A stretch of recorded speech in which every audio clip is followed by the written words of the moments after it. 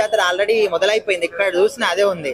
అసలు నీ ఎక్స్పెక్టేషన్స్ ఎట్లా పెట్టుకున్నావు సినిమా గురించి? నిన్న యూసుఫ్ గూడలో జరిగింది ప్రీ రిలీజ్ ఫంక్షన్ తోనే ఎక్స్పెక్టేషన్ హై వెళ్ళిపోయినాయి. ఎందుకంటే అల్లు అర్జున్ స్పీచ్ కూడా అదిరింది. డిప్యూటీ సీఎం గురించి కూడా మాట్లాడినారు, అంటే పవన్ కళ్యాణ్ గారి గురించి కూడా.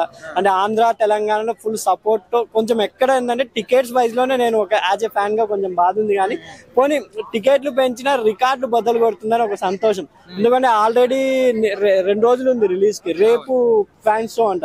ఫ్యాన్ షోకే మొత్తం 200 crores దాటిపోతుంది అంటున్నారు. అసలు సినిమా ఫ్లాప్ అయినా ఇంకా భయం లేదేమో నిర్మాతలకి. ఇప్పుడు ఎంత భారీ బడ్జెట్ పెట్టి సినిమా తీసినప్పటికీ సామాన్య ప్రజల మీద ఇట్లా భారం వేయడం కరెక్టే అంటారా? ఇప్పుడు హైకోర్టులో కూడా పిటిషన్ వేశారు. అందుకే హైకోర్టులో కూడా పిటిషన్ వచ్చి, అది కాకుండా ఎందుకంటే ఇలా టికెట్లు పెంచుతా పోతా అంటే ఇంకా ఫ్యామిలీతో వెళ్ళిన వాళ్ళు కూడా ఇంకా ఓటీటీలో చూసుకోవచ్చు అని. ఇప్పుడు మొన్ననే మీరు ఈటీవీ విన్ వాళ్ళు డోలీ సిస్టమ్ తో ఓటీటీలో రిలీజ్ చేశారు సినిమా అలాగే ఇప్పుడు అలాగే పోతుంటే పుష్ప సినిమా కూడా లైట్ తీసుకున్నారు. ఒక మంచి సినిమాని థియేటర్లో చూడాలనే అభిమానులు అంతా ఆశిస్తుంటారు. వాళ్ళ కోసమైనా కొంచెం, ఎందుకంటే పుష్ప 2, మాస్ జాతర ఇవన్నీ టైటిల్ పెట్టినా కానీ మాస్ పీపుల్స్ కి అందేలా టికెట్స్ కూడా పెడితే బాగుంటుంది. ఎందుకంటే మాస్ పీపుల్స్ చూడాలి అంటే సినిమా 150 మినిమం లేదా 250 మినిమం. 800 అదంటే మాస్ పీపుల్, అంటే కొంచెం డైలీ లేబర్ చేసుకునే వాళ్ళు అంత ఆశతో ఎదురు చూస్తున్నారు సినిమా కోసం. వాళ్ళకి బర్డెన్ అయిపోతుంది. 800 ఓన్లీ మల్టీప్లెక్స్ లోనే వెళ్తుంది కానీ బీసీసీ సెంటర్ లో వెళ్ళదని నా అభిప్రాయం.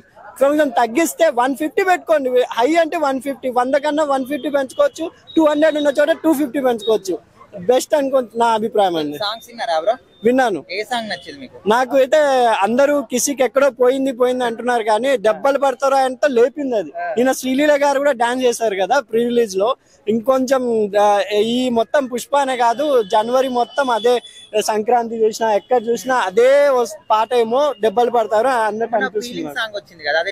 ఫీలింగ్స్ అయితే నిజంగా చెప్తున్నా భయ్య, నేను అల్లు అర్జున్ ఫ్యాన్స్ ఏమన్నా అనుకోండి, రష్మిక మందన సూపర్ డాన్స్ చేసింది అల్లు అర్జున్ కన్నా అని నేను చెప్తున్నా. అల్లు అర్జున్ గారు,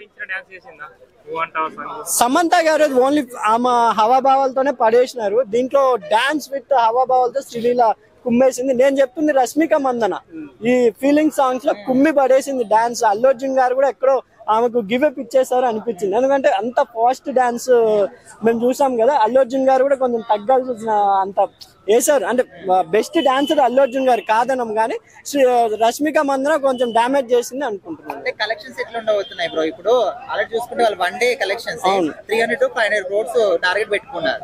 సో ఎట్లా ఉండదు? 200 ఈజీ వస్తాయి. 800 ఫర్ టికెట్ ఓన్లీ హైదరాబాద్ లోనే మల్టీప్లెక్స్ లో ఉంటే, మీరు ఇంకా వైజాగ్ సిటీ ఉంది, ముంబైలో ఇంకా 3000 ముంబైలో, అంటే అక్కడ ఇంకా హిందీలో వాళ్ళు 5000 పెట్టినా చూసేలా ఉన్నారు హిందీ వాళ్ళు. ఈ క్రేజ్ వాళ్ళు వాడుకుంటున్నా అనుకోని, కానీ సామాన్య ప్రేక్షకుల గురించి కూడా ఆలోచించాలని నేను అనుకుంటున్నాను.